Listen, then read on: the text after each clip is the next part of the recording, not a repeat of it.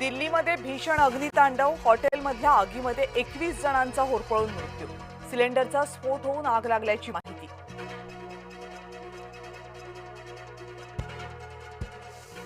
सर्व 17 जागांवर महायुतीलाच यश मिळेल. 3 ठिकाणांची बंडखोरी शमवण्यात यश. महायुतीच्या संयुक्त पत्रकार परिषदेमध्ये रवींद्र चव्हाण यांची माहिती.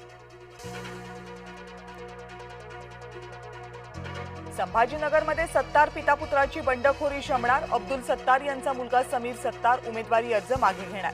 एकनाथ शिंदेंचा आदेश मान्य करणार. अब्दुल सत्तार यांची जय महाराष्ट्रला माहिती.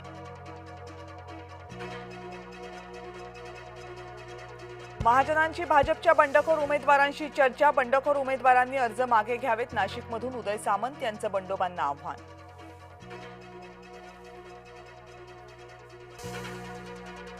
ओबीसी नेते चंद्रशेखर बावनकुळेंवर संतापले. बावनकुळेंच्या विरोधात ओबीसी नेते मांडणार भूमिका. जरांगेंच्या विरोधात भूमिका का घेतली नाही, ओबीसी नेत्यांचा सवाल.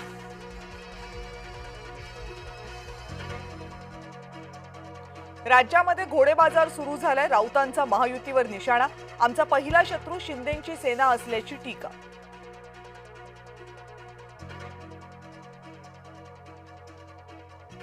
नवी मुंबईमध्ये शरद पवार यांच्या राष्ट्रवादीचं महागाईच्या विरोधात अनोखं आंदोलन. आंदोलकांनी भर रस्त्यातच मांडली चूल. आंदोलकांना पोलिसांनी घेतलं ताब्यात. गोराई खाडी परिसरात उबाठाचं आंदोलन. मँग्रोव्ह पार्कचं केलं प्रतिकात्मक उद्घाटन. उद्यान पूर्ण होऊ नये नागरिकांसाठी खुलं केलं जात नसल्याचा आरोप. कर्जमाफीमध्ये शेतकऱ्यांची फसवणूक. शासन आदेशात जाचक अटी शर्ती. नियमित कर्जदारांना सुद्धा 50,000 रुपयेच मिळणार. शेतकरी नेते अजित नवलेंचा कर्जमाफीवरून हल्लाबोल.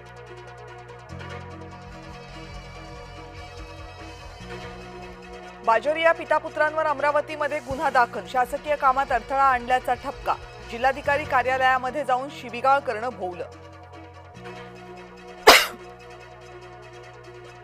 सोलापूरमध्ये विधान परिषद निवडणुकीच्या अर्जावर बनावट सह्या. अशोक वाघमोडे यांच्या अर्जावर भाजप सदस्यांच्या बनावट सह्या. भाजप नगरसेवक आक्रमक झाल्यानंतर वाघमोडेंचा उमेदवारी अर्ज बाद. गोपीनाथ मुंडेंची 12वी पुण्यतिथी. पंकजा मुंडे गोपीनाथ गडावर नतमस्तक. वडिलांच्या आठवणीनं पंकजा मुंडे भाऊ.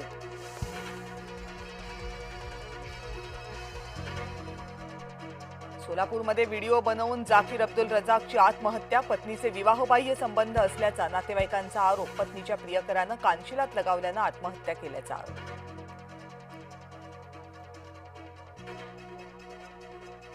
दौंड तालुक्यात गर्भलिंग निदानाचा संशयित रॅकेटचा पर्दाफाश. केडगाव परिसरात पोर्टेबल सोनोग्राफीद्वारे बेकायदेशीर तपासणीचे आरोप. व्हायरल व्हिडिओमुळे खळबळ. प्रशासनाच्या भूमिकेवर प्रश्नचिन्ह.